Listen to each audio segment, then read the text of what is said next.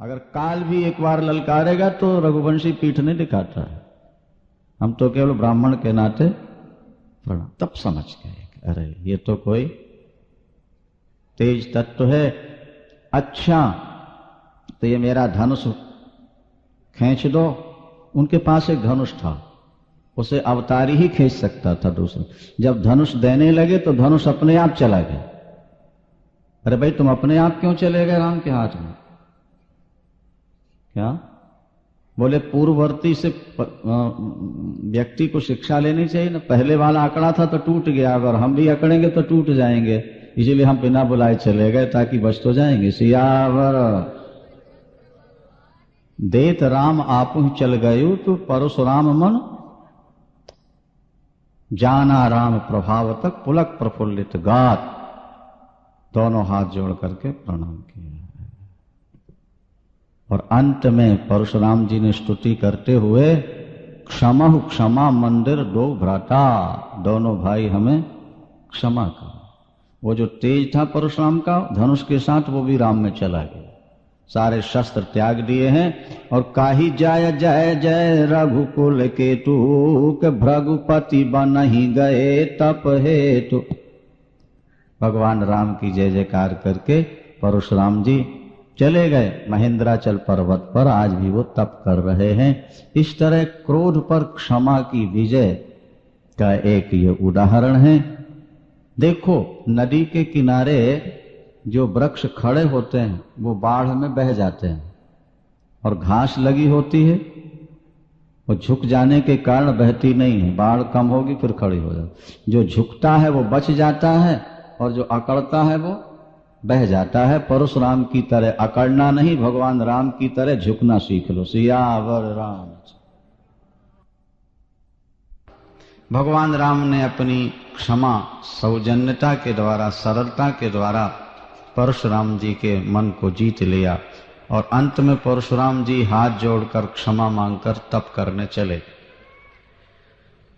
यहां जनकपुर से दूत भेजे जाते हैं अवधपुर, जो चर्चा हम पहले कर चुके हैं। महाराज दशरथ ने पत्र कैसे पढ़ा और कैसे पूछा ये कल सुन रहे थे आप लोग।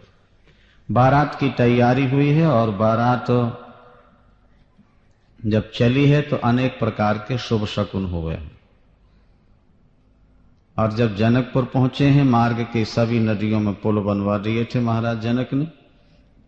जनकपुर पहुंचने के बाद भगवान राम पिता दशरथ को प्रणाम करने आते हैं और जब भगवान राम और लक्ष्मण ने महाराज दशरथ को प्रणाम किया तो उनको ऐसा लगा कि हमको नया जीवन मिल गया।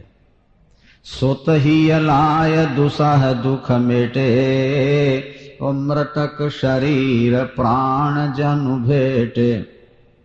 जैसे मृतक शरीर में दोबारा प्राण आ जाए, इस तरह महाराज दशरथ के जीवन शरीर में नए जीवन का संचार हुआ। भगवान राम को हृदय लगा करके उन्होंने शांति का अनुभव किया। देवता पुष्प वर्षाए और जय जयकार।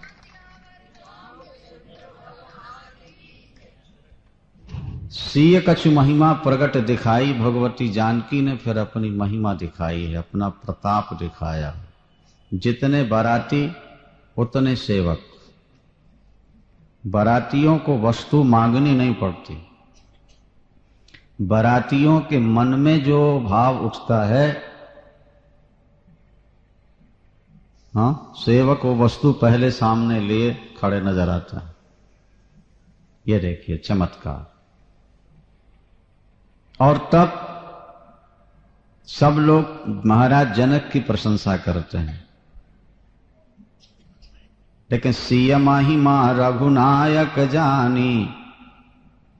ये चमत्कार महाराज जनक का है या जानकी का है, इस बात को केवल भगवान राम ही समझ पाए थे। यही अघन मास था, यही मार्गशीर्ष मास, शुक्ल पक्ष पंचमी। आज द्वितीय है, पंचमी को भगवान राम का विवाह। यही मुहूर्त था। बहुत विस्तार है, संक्षेप में यह बात कह के आगे श्रवण करें। लिखा है कि भगवान राम जब दूल्हा बनकर के घोड़े पर सवार होते हैं तो वो सामान्य घोड़ा नहीं था, मानो कामदेव ही घोड़ा बन के वहां आ गया था। जेहि बार बाजी राम या सवारा, तेहि शारदौ न वर्णय पारा। जिस घोड़े पर प्रभु राम विराजे थे वो घोड़ा सामान्य नहीं था, कामदेव ही घोड़ा बन के आ गया। और प्रभु के मन में मन मिलाकर के चलता है। प्रभु मन सही लय लीन मन, और चलत बाज छब पाव। बड़ी सुंदर बात है, काम पर भगवान राम सवार हैं और रावण पर काम सवार। राम और रावण का जो अंतर है बस इतना ही। घोड़े की लगाम अपने हाथ में है, हम जहां चाहें घोड़ा वहां जाए। ये तो काम हमारे अधीन हो गए। और काम सवार हो जाए सिर पर, वो जहां चाहे व्यक्ति को ले जाए, ये रावण का स्वरूप। काम जहां चाहता है रावण को वहां जाना पड़ता है, और राम जहां चाहते हैं घोड़े को वहां ले जाते हैं। तो भगवान राम का काम उनके वश में। व्यक्ति के वश में अगर काम होगा तो उससे गलत काम नहीं हो सकता।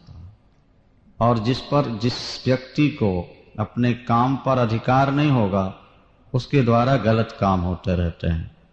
जब भगवान राम दूल्हे बनकर के घोड़े पर सवार होकर चले तो उस पर जो जीन पड़ी हुई थी उसमें मोती और हीरों की झालरें लटक रही थी, और घोड़ा नाचता हुआ चलता है। ऐसा लग रहा है कि तारागणों के बीच में चांद की शोभा हो रही है। सियावर रामचंद्र भगवान।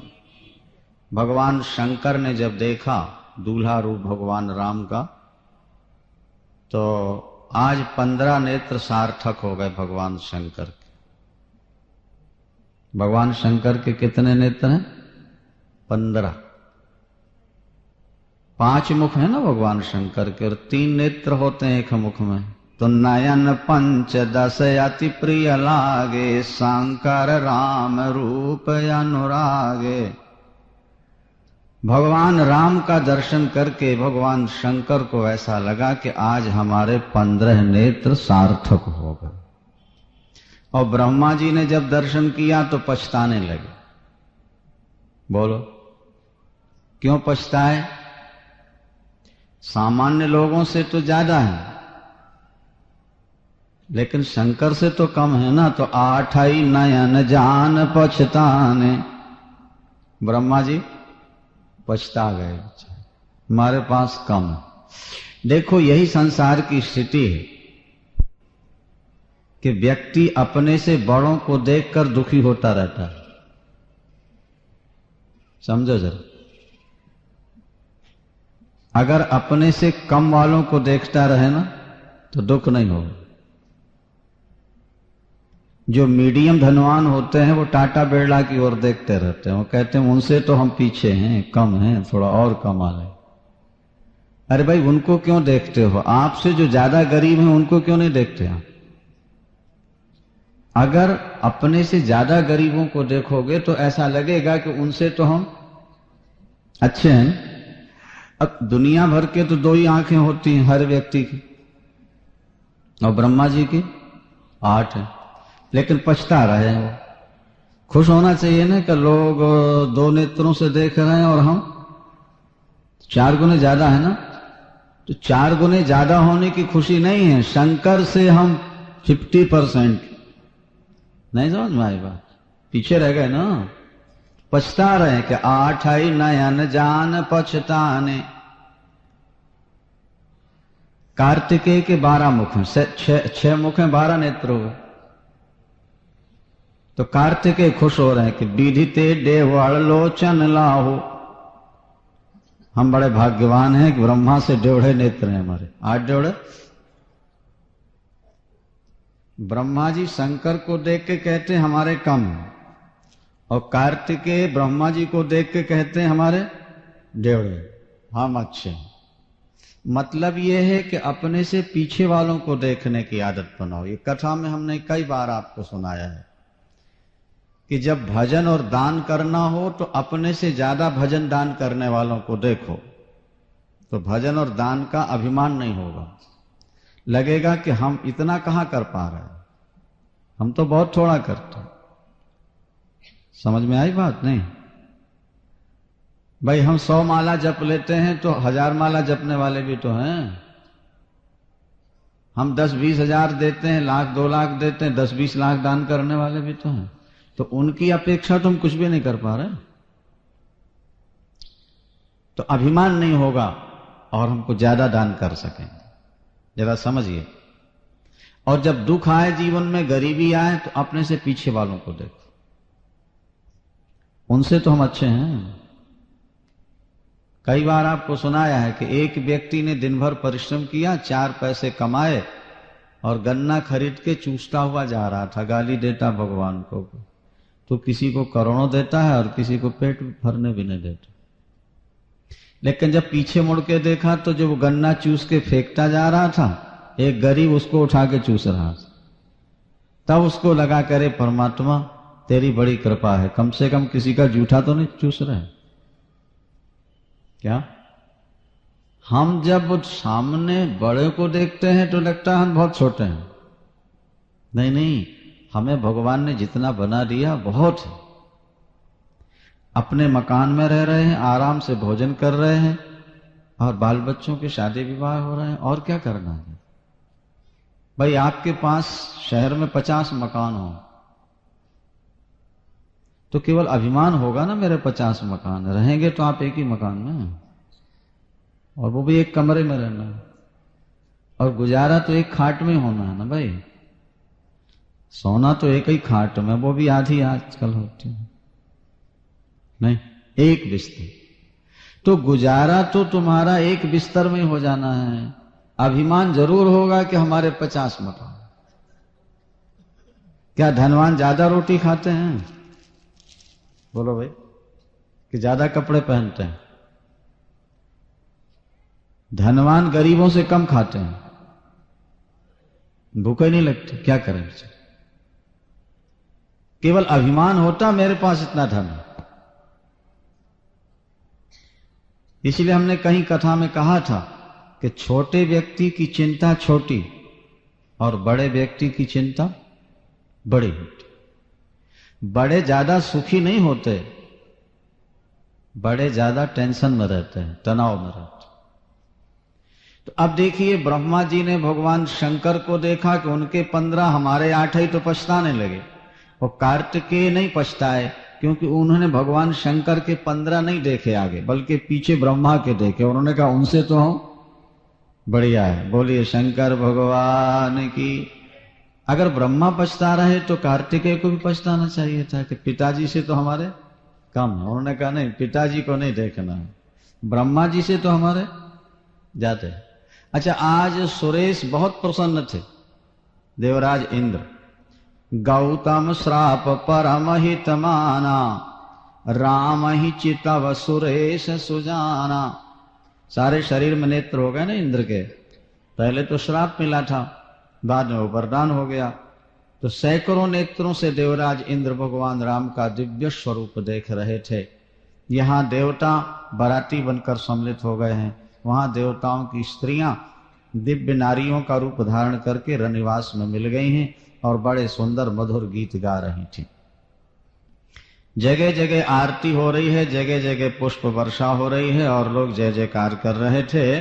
जब भगवान राम मंडप के समीप पहुंचते हैं, महल के महाराज के, तो फिर माता सुनैना परिछन करने आई हैं। और जब भगवान राम का दिव्य रूप देखा तो उन्हें कितना आनंद हुआ। अपनी बेटी को योग्य वर मिल जाए तो माँ कितनी प्रसन्न होती है, बोले माँ ही समझ पाती है। भगवान राम की आरती करते समय वहां जानकी का सौंदर्य, भगवती किशोरी जी का, और यहाँ भगवान राम का सौंदर्य देखकर माता सुनैना के नेत्र आज कृतकृत्य हो गए। आरती करके उतारा है घोड़े से और पावड़े बिछाते हुए दिव्य मंडप में ले जाया गया है, जहां महाराज जनक ने अपने हाथों से दिव्य सिंहासन बिछाई है। सभी बारातियों का स्वागत, सबको बैठाला गया है। और उसके बाद भगवान राम का मंगलमय स्वरूप सब लोगों ने दर्शन किया है। भगवान का स्वरूप बड़ा दिव्य है, विलक्षण है। आगे आप सुनेंगे, ये स्थिति थी कि जब बारात भोजन करती है ना, तो प्राचीन काल में देवियां कुछ गीत गाया करती थी और गीत में मधुर गारियां सुनाती थी बारातियों। तो आश्चर्य ये हुआ कि जब भगवान राम आए, उससे पहले तो जनकपुर की नारियां महाराज दशरथ को गालियां सुना रही थी बारातियों को, और भगवान राम का जब सौंदर्य देखा तो महाराज वो अपने आप को भूल गई और महाराज दशरथ की जगह जनक महाराज को गालियां देना प्रारंभ कर दिया। उनको पता ही नहीं लगा हम गाली किसको दे रहे हैं। आज को हाल सुनो सजनी, अरे आज को हाल सुनो सजनी, माड़वे तट एक कौतुक भारी, और जेवत देख बारात सब पुर आए, चढ़ी मिथिलेश अटारी। तो राम को रूप निहारत ही भ्रम में भई वे सब गावन हारी, के लेत रही अवधेश को नाम, सुदेने लगी मिथिलेश ही गारी। भगवान राम जब भोजन करने बैठते उस समय की बात है। भगवान राम इस समय मंडप में पधार गए हैं और महाराज जनक ने सबसे पहले तो भगवान राम के चरण धोए। लागे पखारन पाय पंकज, प्रेम तनुकुल कावली। महाराज जनक ने जब भगवान राम के चरण पखारे, चरण धोए, तो देवता पुष्प वर्षाकर उनके भाग्य की सराहना कर रहे थे। देखो महाराज जनक कितने बड़भागी हैं।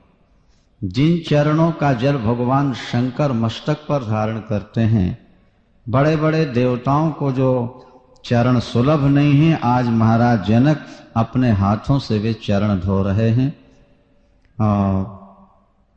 जिन चरणों का चिंतन करके मुनि अपने दोषों को मिटा देते हैं, जिन चरणों का स्पर्श करके अहिल्या दिव्य नारी बन गई, योगियों का मन मधुप जिन चरणों में सदा निवास करता है, ते पद पखारत भाग्य भाजन, जनक जय जय सब कह। आज उन्हीं चरणों को महाराज जनक पखार रहे हैं, सब लोग जय जयकार करते हैं। भगवती जानकी को जब मंडप में लाया गया है तो सभी लोगों ने हाथ जोड़ करके प्रणाम किया है और जय जयकार की है। भगवती का दिव्य स्वरूप था, उसका तो वर्णन नहीं हो सकता। शक्ति, परमात्मा की आह्लादनी शक्ति है ये। और उसके बाद दोनों कुल गुरुओं ने शाखोच्चार किया है। विवाह में दोनों कुल की 3-3 पीढ़ियों का स्मरण किया जाता है।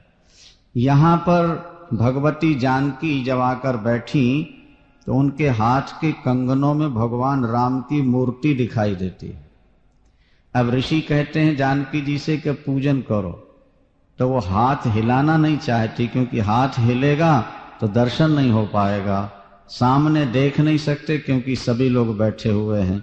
तो चालत न भुज बल्ली, विरह भय वश जानकी लिखा हुआ है, हटाती नहीं। भगवान राम सिया जी का स्वरूप देख करके इतने मुग्ध हो गए कि जब ऋषियों ने कहा कि दुर्गा जी, गणेश गौर का पूजन होता ना, तो दुर्गा जी को सिंदूर लगाइए, चंदन लगाइए, तो भगवान राम सीता जी को लगाने लगे। सियावर रामचंद्र भगवान।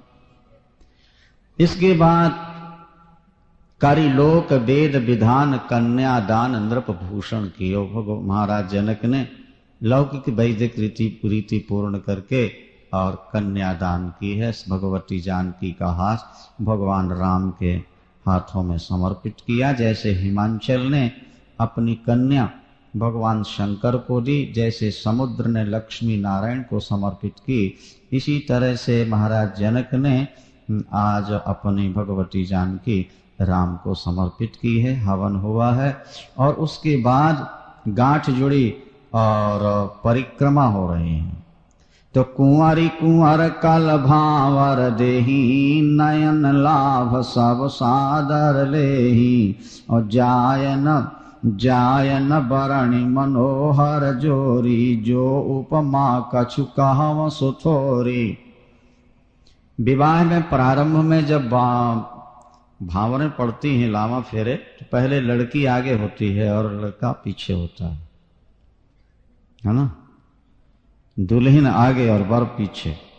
तो आगे भगवती जानकी हैं और पीछे राम जी हैं जब भावरें पड़ रही थी। जो मंडप बनाया गया था वो मणियों का मंडप था। तो जब भगवती जानकी आगे बढ़ती हैं तो पहले सीता जी की मूर्ति दिखती है खम्भों में और पीछे भगवान राम ऐसा लगता है कि रति और कामदेव अनेक रूप बना करके छुप छुप करके राम विवाह देख रहे हैं। आध्यात्मिक दृष्टि से संतों ने कहा कि आगे भगवती जानकी की मूर्ति दिखती है, माने सीता जी हैं भक्ति और भगवान राम हैं ईश्वर। जिस हृदय में पहले भक्ति आ जाती है उसमें भगवान का प्राकट्य हो जाता है, और जिस हृदय से भक्ति चली जाती है वहां भगवान छुप जाते हैं। देखिए ना, जो मंडप में खंबे हैं, पहले सिया जी दिखती हैं तो पीछे राम भी दिखने लगते हैं, और सिया जी आगे बढ़ गई तो राम भी बढ़ गए, तो राम का दिखना भी बंद हो गया। तो जहां भक्ति है वहां ईश्वर है, और जहां भक्ति नहीं है वहां ईश्वर। ये इसका संकेत हुआ। भावरें पड़ती हैं, जय जयकार करते हैं, और उसके बाद में महाराज जनक ने बहुत कुछ दाज दिया। सारा मंडप भर गया मणियों से, सोने चांदी से। भगवती जनक नंदिनी जानकी के मांग में भगवान राम सिंदूर भरते हैं। तो लिखा है कि जब भगवान राम सिंदूर लगा रहे थे, राम सीय सिर सेंदूर देही, और शोभा कही न जात विधि के ही, मनहु अपराग अरुण भरिणी के, और शशि भूष आहि लोभ अमी के।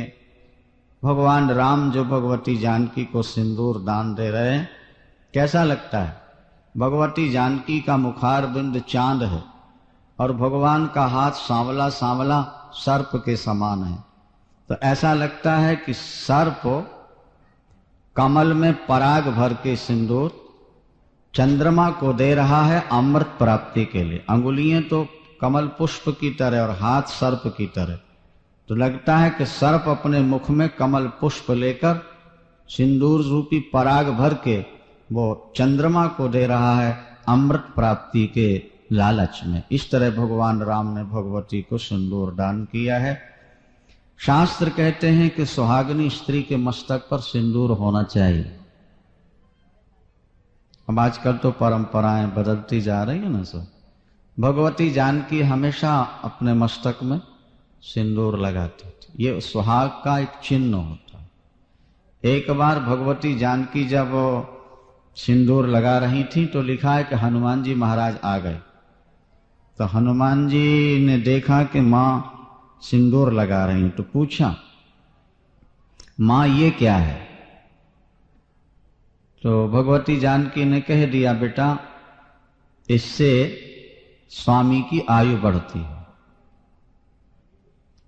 सिंदूर लगाने से स्वामी की आयु बढ़ती है। तो हनुमान जी ने सोचा कि मेरे स्वामी तो राम हैं, मेरे भी राम स्वामी हैं, तो अगर इतना सा सिंदूर लगाने में स्वामी की आयु बढ़ती है तो मैं सारे शरीर में लगा लेता हूं ताकि मेरे स्वामी की आयु बहुत लंबी हो, उनका मंगल हो। तो महाराज उन्होंने 1-2 किलो सिंदूर खरीदा और घी में मथ करके सिर से लेकर पैरों तक हनुमान जी ने सिंदूर लगा लिया और बिल्कुल लाल होकर के बाबा जी पहुंच गए राम दरबार में। भगवान राम ने जब देखा बहुत ठहाका मार के हंसे महाराज, बोलो सियावर रामचंद्र भगवान की। बहुत हंसे भगवान राम और पूछने लगे, हनुमंत लाल ये क्या है?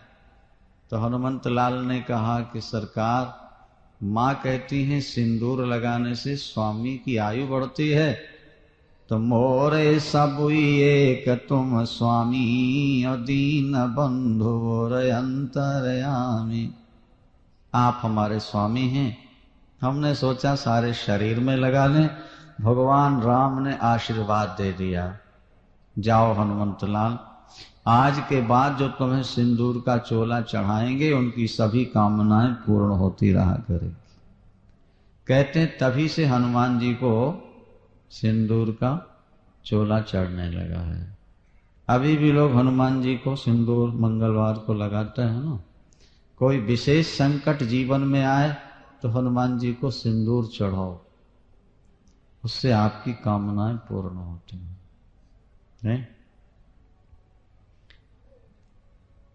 हनुमान जी को सिंदूर बहुत प्रिय लगा। उसके बाद भगवान राम ने भगवती जानकी को सिंदूर दान दिया, कन्यादान हुआ है। और फिर अनेक दिनों तक बारात वहां रही। महाराज जनक रोके रहे, अंत में विदाई होती है। और जब विदा होने लगी तो बड़ा करुण प्रसंग है। जब घर से कन्या को विदा किया जाता है तो पत्थर हृदय भी पिघल जाता है। माता पिता तो रोते ही हैं, सारा परिवार रोता है, सारे रिश्तेदार रोते हैं। ये एक विचित्र शास्त्र की विधि है, परंपरा है। व्यक्ति कितने लाड़ प्यार से बेटी को पालता है, पढ़ाना लिखाना, और जवान होने के बाद उसको घर से विदा करता है। तो जब विदा करता है तो उसको ऐसा लगता है कि बेटी के साथ मेरे प्राण भी विदा हो रहे हैं। जनकपुर के बारे में तो बड़ा विचित्र गोस्वामी जी लिखते हैं कि भगवती जानकी ने सोने के पिंजड़ों में तोता मैना पाल रखे थे। आज जब भगवती जानकी विदा होने लगी तो वे तोता मैना रोते हैं, पूछते हैं कि ते अब कहाँ ही कहाँ वैदेही, और सुन धीरज परिहरन के ही। ऐसा कौन व्यक्ति है जिसका धैर्य टूट न जाए। जिन भगवती जानकी के वियोग में पशु और पक्षी रो रहे थे और जानकी का पता पूछ रहे हैं, उनके माता पिता ने कैसे धैर्य धारण किया होगा। माता सुनैना ने भगवती जानकी को गोद में बैठा लिया, हृदय से लगाया और उपदेश दिया। क्या उपदेश दिया? बेटा, ससुराल में जाकर क्या करना है? हाँ, बहुत अच्छी चौपाई यहां है कि सास ससुर गुरु सेवा कर हो, और पति रुख लखिया सुअनुसर हो।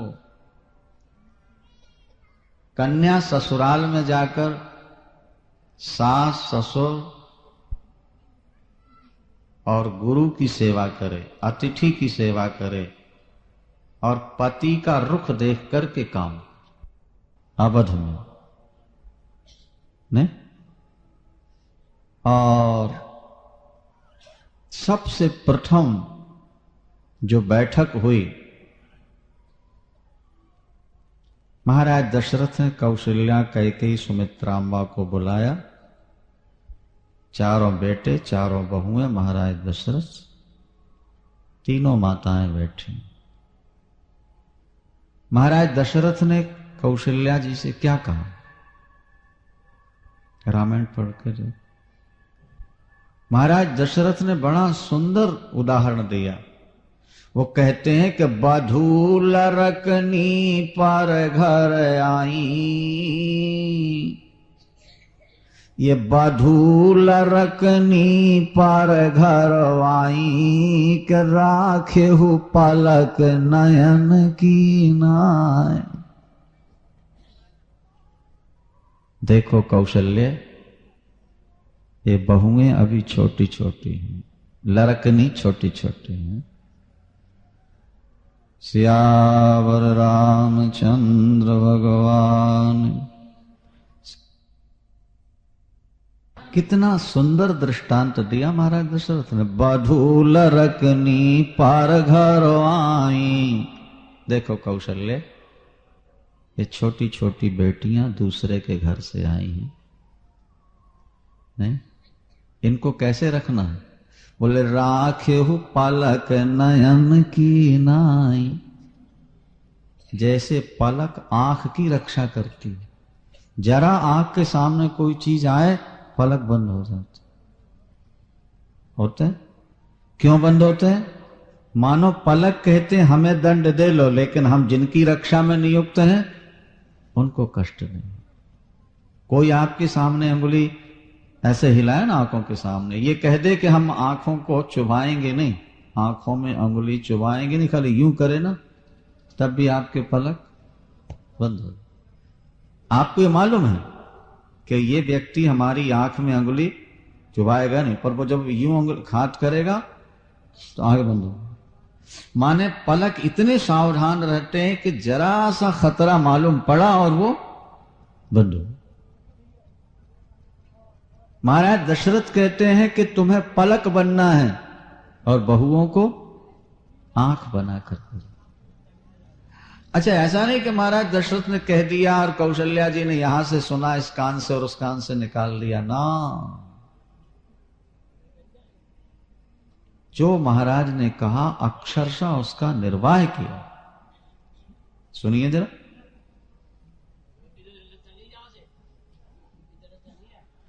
सीताराम सीताराम सीताराम सीताराम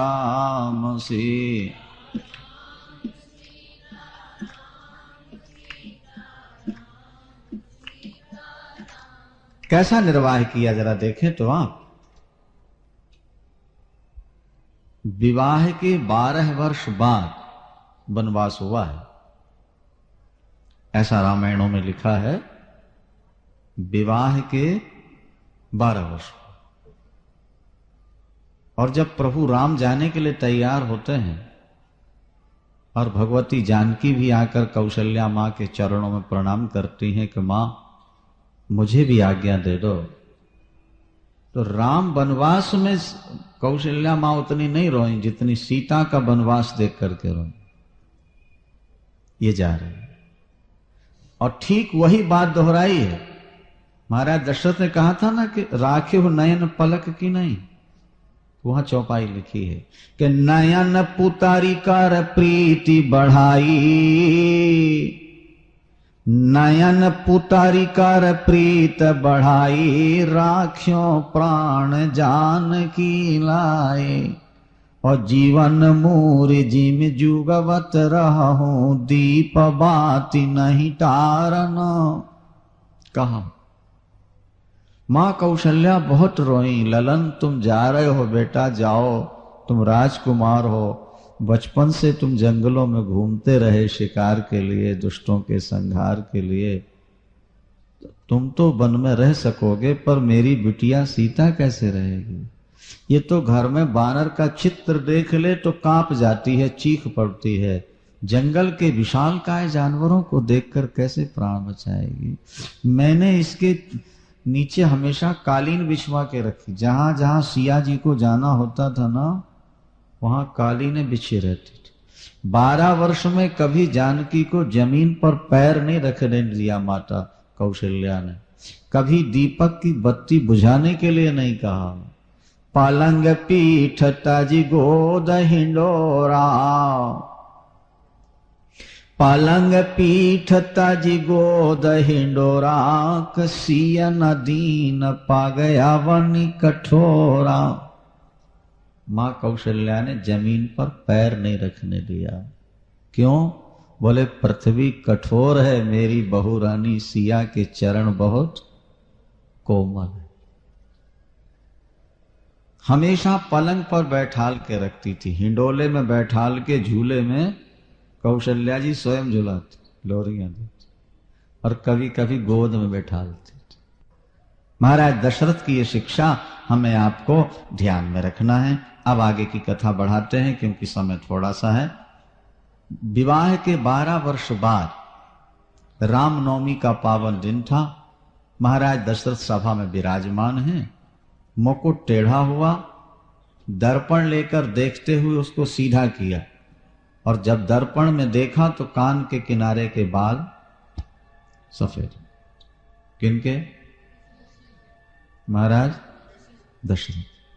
कान के किनारे के बाल सफेद हुए हैं। इस सिर के बाल जब भी सफेद होना प्रारंभ होंगे, कहां से प्रारंभ होते हैं? कान के किनारे से होते हैं, देख लो। और कान के किनारे इसलिए सफेद होते हैं कि जैसे घंटी बजे तो रिसीवर कहां लगाओगे? हाँ, तो बुढ़ापे का नोटिस कान में आके कह रहा है कि अब सावधान हो जाओ, भगवान के भजन में लग जाओ, और नहीं तो जीती बाजी हार जाओ। कान के किनारे के बाल सफेद हों और ज्यादा से ज्यादा भजन में लग जाना चाहिए। आजकल तो महाराज पूरा ही सफेद हो गए हैं, फिर भी भजन नहीं करते, और कुछ लगा करके काले बना लेते हैं ताकि यमराज को भी धोखा दे दें कि अभी हम बूढ़े नहीं हुए, हमें छोड़ जाओ। बोलो सियावर। क्या नहीं? अरे बाबा, ये सफेदी बनी रहने दो, किसी की नजर नहीं लगेगी। अच्छा, और जब सिर सफेद हो जाएगा तो दिल भी सफेद हो जाना चाहिए। सिर की सफेदी ये संकेत देती है कि अब दिल भी तुम्हारा, दिल में कालिख नहीं होना। जवानी में तो कुछ कलंक लग गया, लेकिन जब वृद्धावस्था आ गई और बेटे पोते अपना काम संभाल चुके, अब ऐसा संकल्प ले लो कि इसके बाद अब गलत काम नहीं करेंगे। अब करेंगे कुछ तो भगवान का भजन, गरीबों की सेवा, अनाथों की सहायता। महाराज दशरथ ने जब देखा कान के किनारे के बाल सफेद हो गए, बैराग हो गया राज। बोले श्रवण समीप भये सित केसा,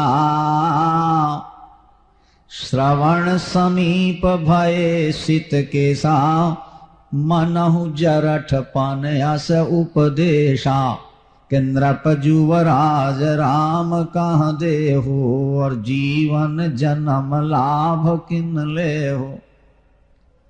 जीवन जन्म लाभ, मानो जीवन का सबसे बड़ा लाभ क्या है? परमात्मा का भजन। वेद भगवान क्या कहते हैं? इह चेद वेदी दथ सत्यमस्ति, और न चेद यह वेदीन महति विनष्टि। मानव जीवन पाकर यदि आपने ईश्वर का भजन कर लिया तो आपका जीवन सफल हो गया, अन्यथा आपका जीवन व्यर्थ चला गया। महति विनष्टि, आपका सब कुछ नुकसान हो,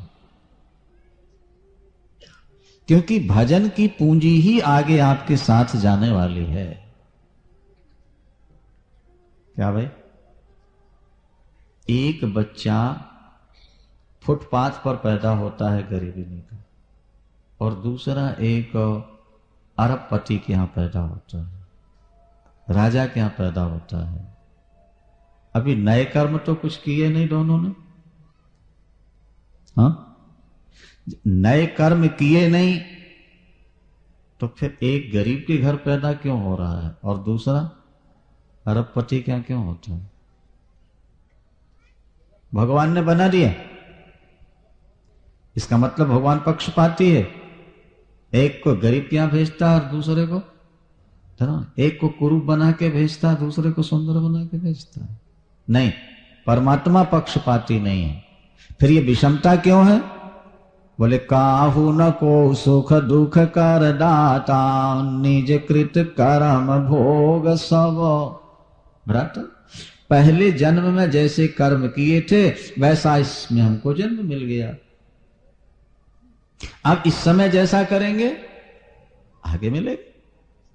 हमारे पूर्व कर्मों के अनुसार ही तो हमको शरीर मिला है ना, और नहीं तो इसकी संगति कैसे बैठा लेंगे? इसका समाधान क्या होगा? एक व्यक्ति बहुत बुद्धिमान बच्चा पैदा होता है, एक बिल्कुल मूर्ख होता है, एक सुंदर दूसरा कुरूप होता है, एक धनवान के घर पैदा होते ही अरबपति बन गए, और दूसरा सारी जिंदगी कमाता है, अपने परिवार का पेट भी नहीं भर पाता है।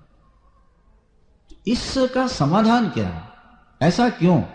ईश्वर ने क्या पक्षपात किया? नहीं, हमारे कर्म का ही वो फल है। वो तो मजिस्ट्रेट की तरह, जज की तरह बैठ करके फाइल देकर जजमेंट दे देता है। जिसने जैसा कर्म किया जो जस करहि सो तस फल चाखा। जो जैसा करेगा, भाई चने बोएंगे तो गेहूं थोड़ा मिलेगा, और आपने कनक बोई है तो चने काटने को तो मिलेंगे नहीं, तो गेहूं मिलेगा। आपने पहले जैसा किया आज पार, तो अभी करेंगे आगे मिलेगा।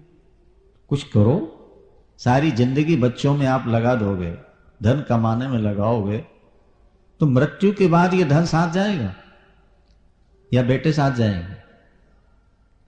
केवल कर्म का फल ही साथ जाएगा ना। अच्छा कर्म करो। वृद्धावस्था में काम नहीं करना चाहिए भाई, सीधी सी तो बात यह है। और अगर काम करते ही हो, बिना काम के नहीं रह जाता, तो फिर जो प्रॉफिट हो वो धर्म में लगाते चलो। और जो व्यापार करेंगे बुढ़ापे में, उसमें गलत काम नहीं करेंगे।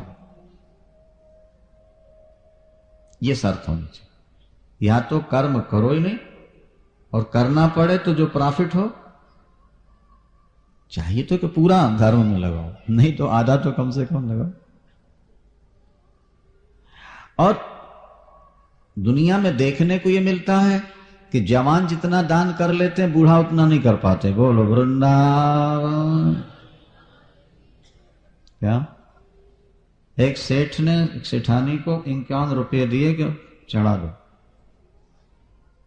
उसने सेठ जी की आंख बचाई, 50 का नोट जेब में रख लिया, 1 रुपया मत्था टेक करके चली। क्या समझे आप? ज्यों ज्यों व्यक्ति बूढ़ा होता है, त्यों त्यों घर में आसक्त होता चला जाता है। ये आप समझ लो। कंबल ज्यों ज्यों गीला होता है, त्यों त्यों भारी होता है। शास्त्र कहते हैं वृद्धावस्था आते आते घर से तुम्हारी ममता खत्म हो जानी चाहिए। लेकिन देखने को यह मिलता है कि व्यक्ति ज्यों बूढ़ा हो रहा है, त्यों ज्यादा ममताग्रस्त होता जाता, त्यों ज्यादा लोभी होता जाता, त्यों ज्यादा कंजूस। जवान लोग खूब खर्चते हैं, खूब उड़ाते हैं, और बूढ़ा बैठ कर रोता है, अरे नालायकों सब बर्बाद किए दे रहे। बोलो सियावर। अच्छा, वे जवान भी जब बूढ़े होंगे तो फिर भी बस वैसे शुरू कर देंगे। बुढ़ापा आने पर यह गलत स्थिति पैदा हो जाती। शास्त्र कहते हैं ऐसा। वृद्धावस्था आई, बेटों को आपने अपने काम में लगा दिया, अब आप भजन में लग जाओ, परोपकार में लग जाओ, दीनहीन गरीब की सेवा करो, साधु की सेवा करो, कथा रस पान करो। महाराज हम नहीं करेंगे तो कैसे बनेगा? अरे बाबा तुम नहीं रहोगे तो कैसे बनेगा? फिर आखिर तो जाना ही है ना दुनिया से। अच्छा, हमारे पिता चले गए तो हमारा नहीं बना, तो जब हम चले जाएंगे तो हमारे बेटों का नहीं बनेगा। हम चलाने वाले नहीं हैं, चलाने वाला तो ईश्वर है। वो इस सब की व्यवस्था करता है, ढंग से व्यवस्था करता है। ये हमारा अज्ञान है कि हम सोचते हैं इनकी व्यवस्था कर। महाराज दशरथ जिनके यहां परमात्मा पुत्र बन करके आए, ध्यान दीजिए ना, कान के किनारे के बाल देखा और मन में आ गया कि बस राम को युवराज बना दे, और एकांत में बैठ के क्या करे? भजन। जीवन का लाभ यही है, सत्संग भजन में बुढ़ापा निकल जाए, वृद्धावस्था गुजर जाए। उसी समय उठ करके दशरथ जी गुरुदेव के पास पहुंच गए। अच्छा, कथा सुनते हमारे श्रोताओं में भी थोड़ा वैराग तो हुआ करता है, लेकिन वो सोचते हैं अगले वर्ष। बोलो सियावर। पोते की शादी कर दें, नहीं फिर घर छोड़ेंगे, फिर कभी कहेंगे पोती की शादी हो जाए तो धोती की हो जाए, बस ये करते करते खत्म हो जाते। महाराज दशरथ के मन में वैराग हुआ, देर नहीं लगाई उन्होंने, उसी समय उठे गुरुदेव के पास चले, चरणों में प्रणाम किया। गुरुदेव ने पूछा, राजन कैसे पधारे? गुरुदेव आपके चरणों की कृपा से सब कुछ पूर्ण हो, कुछ बाकी। गुरु कृपा का चमत्कार क्या है, इसका मुझको विशेष अनुभव। आपकी कृपा से मेरे हर कार्य पूर्ण हुए हैं, अब बस अंत में एक इच्छा है, वो भी आपकी कृपा से पूर्ण होगी। क्या है राजन? बोले राम को युवराज बना दिया जाए, और मैं एकांत में बैठ के अब परमात्मा का चिंतन करूं, बस यही एक इच्छा, वो आपकी कृपा। वशिष्ठ तो जानते थे, महर्षि वशिष्ठ, कि अभी तो राम राज्याभिषेक होना नहीं, और साफ साफ बता देंगे तो पीड़ा होगी, तो उन्होंने थोड़ा लपेट दी बात को। बोले बेग विलंब ना करी अंद्रपो साजिए सबुई समाज, और सुदिन सुमंगल तब ही जब राम हो ही। युवराज महाराज, बेग विलंब ना तो जल्दी करो और ना विलंब।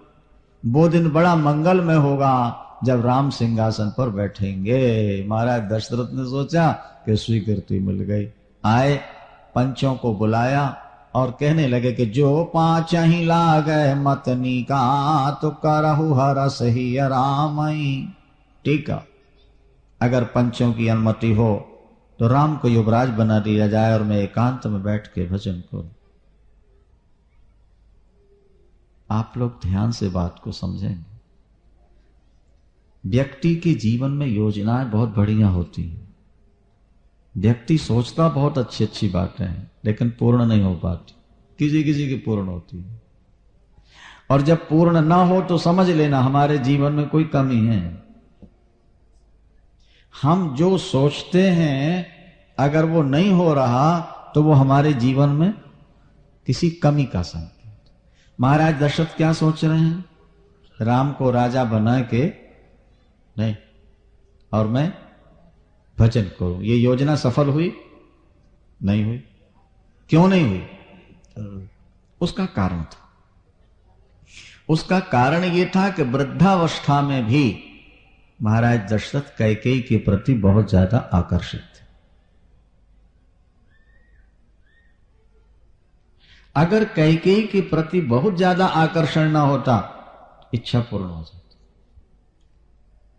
व्यक्ति के मन में भावनाएं तो बहुत अच्छी हैं, लेकिन कोई ना कोई वीक पॉइंट ऐसा व्यक्ति के साथ जुड़ा हुआ है, क्या, कि जो उसकी इच्छाओं को पूर्ण नहीं होने देता। किसी के मन में लोभ की कमजोरी है, किसी में ममता है, किसी में काम है, किसी में क्रोध है। कोई ना कोई एक ऐसा पॉइंट है। नहीं भाई, ट्यूब में जरा सा छेद हो जाए, जरा सा भी छेद हो जाए, क्या होगा? हवा निकल जाएगी, गाड़ी चलने लायक नहीं रहे।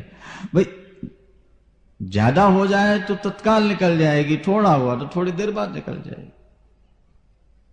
अगर गाड़ी को ठीक से लक्ष्य तक ले जाना है तो शर्त यही है कि फिर ट्यूब में कहीं छिद्र नहीं होना। नौका को अगर पार ले जाना है तो उसमें कोई छिद्र नहीं होना। हम भी अपने जीवन को अगर किनारे लगाना चाहते हैं तो हमारे जीवन में कोई कमी नहीं। अच्छा, एक बात और सुनो आप ध्यान से, कि कैकेयी जब कोप भवन में गई, रामायण अगर आप लोग पढ़ते हो, और नहीं तो पढ़ा करो, देखा करो, कैकेयी अम्बा ने महाराज दशरथ को बुलवाया था रात्रि में। रामायण पढ़िए आप? नहीं बुलवाई। कोप भवन में चली गई और महाराज को नहीं बुलवाया। और अगर महाराज आज रात में नहीं आते हैं तो कल सुबह तो राज्याभिषेक हो जाएगा। तो कैकेयी जी को चाहिए ना कि बुलवा लेते, पर किसी को भेजा बुलाने के लिए ऐसा कोई प्रसंग नहीं आता। क्यों? कैकेयी जी को पता है कि महाराज बिना नागा मेरे पास आते ही हैं, तो बुलवाने क्या जरूरत। वृद्धावस्था की शादी और पत्नी के प्रति विशेष आकर्षण, ये जीवन की बहुत बड़ी कमजोरी है। वृद्धावस्था का लोभ, ये जीवन की बहुत बड़ी कमजोरी है। मर तो रहे ही हैं, कुछ और बेटे पोतों के लिए कमा के रख जाएं। अरे भैया, बेटे पोतों के लिए रख जाने की सोचते हो, पर साथ ले जाने की भी तो कुछ सोच लो। भजन तो साथ ले जाओगे और धन कमा के, और फिर लौट के यहां आना है। ये दोबारा मिलेंगे नहीं, तो फिर इनकी व्यवस्था के साथ साथ अपनी भी तो करो। आपने चिड़िया को देखा बच्चों को दाना चुगाती है? नहीं देखा। बच्चों के मुंह में भी डालती है और बीच बीच में आप भी खाती है, और बच्चों को खिलाती रहे और आप ना खाए, फिर क्या होगा? मरेगी। तो जैसे वो चतुर चिड़िया बच्चों के पेट में मुंह में दाना डालती हुई अपने मुंह में भी डाल रही है, निगल रही है, इसी तरह तुम परिवार की व्यवस्था करते करते अपनी भी तो थोड़ी सी व्यवस्था कर लो। सारी जिंदगी केवल परिवार की व्यवस्था में लगा दी आपने, अपनी व्यवस्था कुछ नहीं। ये गलत पॉइंट है जिंदगी का। एक निश्चित समय होना चाहिए, बस भाई अब इसके बाद हम काम नहीं। और अगर बिना काम किए नहीं रहा जाए तो हम अपनी कमाई का इतना हिस्सा धर्म में लगाएं। ये बातें अगर आपके दिमाग में नहीं बैठेंगी तो आपको शांति कभी नहीं मिलेगी। ये कमजोरी थी महाराज दशरथ की कि कैकेयी अम्बा क्या प्रतिदिन जाते थे और काम के वशीभूत होकर गए। और जब व्यक्ति काम के वशीभूत होता है तो विवेक उसका नष्ट हो जाता है, और जब विवेक नष्ट हो जाता है उस समय जो महिला कह दे, नारी कह दे, वो करना पड़ता है। महाराज दशरथ को उस स्थिति में देखा कैकेयी जी ने जब वरदान मांगा। अभी मैं आपको सुना रहा हूं, ध्यान से सुनिएगा। पंचों ने अनुमति दे दी कि तैयारी की जाए। चारों समुद्रों का जल, विभिन्न प्रकार की जड़ियां बूटियां, सब तैयार। नगर में सजावट होने लगी। कौशल्याम्बा के यहां संदेशा भेज दिया महाराज दशरथ ने, राम कल युवराज बन रहे हैं। सुमित्राम्बा के यहां भी संदेश आ गया, लेकिन कैकेयी के यहां नहीं। क्यों? महाराज दशरथ ने सोचा कि मुझे तो जाना ही है, मैं स्वयं जाकर के ये समाचार दूंगा। अच्छा, इससे पहले कैकेयी निष्काम थी। ये बात भी लगे हाथ थोड़ा आप सुन लो भैया, बड़े काम की बात है। अध्यात्म रामायण में लिखा है, ज्ञान वृत्तिश्च कौशल्या सुमित्रोपासनात्मिका क्रिया वृत्तिश्च कैकेयी वेदो दशरथो नृपो। तीन माताएं हैं ना, कौशल्या, कैकेयी और सुमित्रा।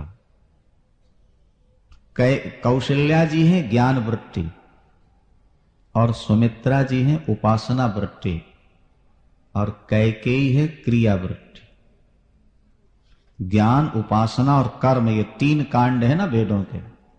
महाराज दशरथ तो वेद स्वरूप हैं, उनमें ये तीन कांड हैं, ज्ञान, उपासना और कर्म।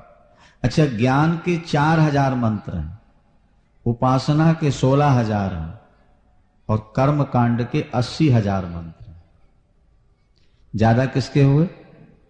हाँ, इसका संकेत यह है कि जीव का आकर्षण ज्ञान की ओर कम होता है, उपासना की ओर कम होता है, लेकिन कर्म की ओर ज्यादा होता है। इसलिए महाराज दशरथ का झुकाव किस तरफ है? कैकेयी की तरफ। ज्ञान प्राप्ति से हमको शांति मिलेगी, ये व्यक्ति की बुद्धि में बात जल्दी बैठती नहीं। व्यक्ति की बुद्धि में तो ये बात बैठी है कि धन कमा लो, सुखी हो जाओ, जबकि कर्मों से आज तक किसी को सुख मिला ही नहीं। अच्छा, झगड़ा कहां है? कर्मों में झगड़ा है, ना तो ज्ञान में कोई कलह है और ना उपासना। क्योंकि ज्ञान में तो वृत्ति सबके समान होती है। ज्ञान मान जहां एक नाही, देख ब्रह्म समान सब मैं। और उपासना का भाव ये कि मेरा तो कुछ है ही नहीं, सेवा ही उपासना का धर्म है, वो तो सेवा करना। इसलिए सुमित्राम्बा स्वयं सेवा करती हैं, अपने दोनों बेटों को भी सेवा में लगा चुकी हैं। कर्म 2 तरह के होते हैं, क्रिया जो है ना वो 2 तरह की होती है, सकाम और निष्काम। कैकेयी अम्बा के भी 2 रूप दिखाई देते हैं, पहले वे निष्काम हैं और बाद में सकाम। इससे पूर्व कैकेयी अम्बा जब वो महाराज दशरथ के साथ युद्ध में जाती हैं तो एक दिन रथ के चाक का कील निकल गई। कील रहता ना जिसमें चाक फंसा रहता है, वो कील निकला, चाक गिरने को हुआ। कैकेयी अम्बा पीछे से उतरी नीचे और अपनी उंगली लगा दी। महाराज दशरथ ने जब विजय प्राप्त की और लौट के देखा तो खून खून हो रहा था, अंगुली छिल चुकी थी। कैकेयी, तुमने हमारे प्राण बचा लिए, तुमने हमें नव जीवन दिया है, हमसे वरदान ले। उन्होंने कहा महाराज मैंने अपने सुहाग की रक्षा की, मैंने अपने कर्तव्य का पालन किया है, आप सुरक्षित हैं, बस मुझे और कुछ नहीं चाहिए। ये निष्कामता है। महाराज दशरथ ने कहा जब जरूरत पड़े मान, ये वरदान हमारे पास है। दोबारा जब युद्ध में गई हैं तो सत्योपाख्यान में लिखा है कि उस समय युद्ध में उनका सारथी मारा गया, महाराज दशरथ का, और महाराज दशरथ भी लड़ते लड़ते बेहोश हो गए। तो कैकेयी अम्बा ने क्या किया, पीछे बैठी थी, आगे आगे घोड़ों की लगाम तो मुख में दबाया इन्होंने, सारथी का काम मुख से, और महाराज दशरथ के धनुष बाण लिए और युद्ध प्रारंभ। स्वयं रथ का संचालन करना और युद्ध भी कर, और शत्रुओं को पराजित करते। महाराज दशरथ को जब होश आई, देखा शत्रु मरे पड़े। ये कठिन कार्य किसने किया? कैकेयी जी ने सिर झुकाया, आपकी दासी ने। कैकेयी, कैकेयी तुम तो बड़ी कोमलांगी हो, सुकुमारी हो, ऐसा पौरुष तुम में कहां से आ गए? आपकी कृपा महाराज। अच्छा तो एक वरदान और हमसे लो, जो चाहो मांगो। उन्होंने कहा नहीं महाराज हमें कुछ नहीं चाहिए, आपके जीवन की रक्षा यही हमारे जीवन का सब कुछ। यही दो वरदान है जो आगे वो अभी महाराज देने को तैयार है, लेकिन वो लेने को तैयार नहीं। ये निष्काम हो गया, निष्काम। कर्म अगर निष्काम होगा नहीं तो वो स्वर्ग को उतार देगा तुम्हारे यहां, और कर्म अगर सकाम हो गया नरक ले आएगा।